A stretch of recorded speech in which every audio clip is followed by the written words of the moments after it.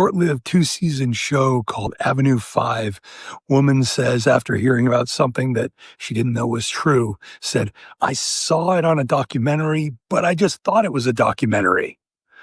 My name is Loren Weisman. I'm a brand communications and optics strategist. I found that really funny because all too often it seems that documentaries are automatically assumed to be true. Many documentaries are not.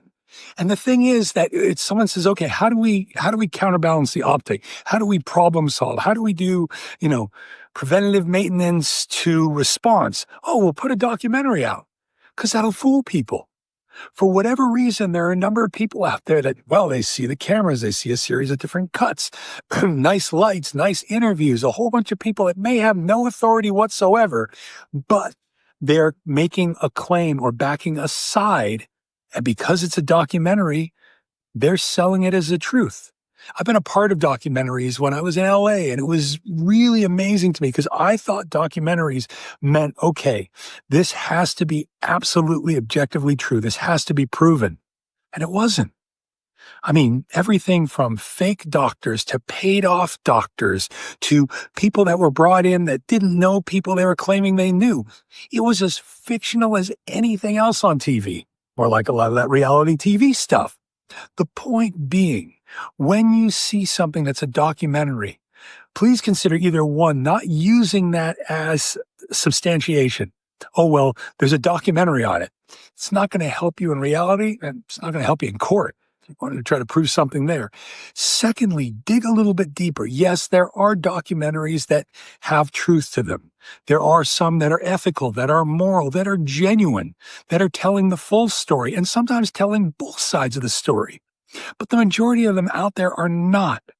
They're telling the story that wants to be told. And when you look across the executive producer list, many times those are the people that are choosing the narrative, the story, and what they want to put out there.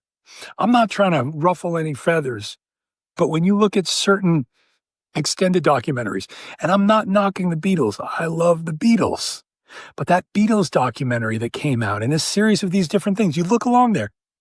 Here's Ringo as a producer. Here's Paul as a producer. Here's however many decades later. Let's squash a whole bunch of issues and just share what we want people to see. I mean, yeah, there were little fights and arguments, and John didn't show up.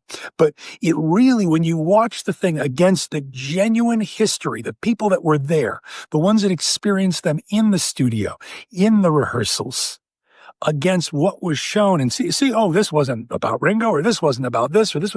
No, that footage was left out.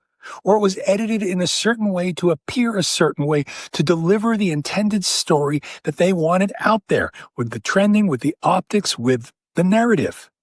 So again, I'm not knocking all of them. I'm not saying that all of them are not true. However, dig a little deeper and have a little bit more of an expectation that just because you see something titled as a documentary, that is not the genuine truth. And when you do look toward a documentary, look to the individuals that are being interviewed. Are these genuine experts, professionals, people that would actually know? Or is this a beautifully put together, well-lit, great sound, great interviews, looks great, except in that it's staying as far from the truth, it's staying as far away from the truth as possible. So have that thought, dig a little bit deeper. That's all I got.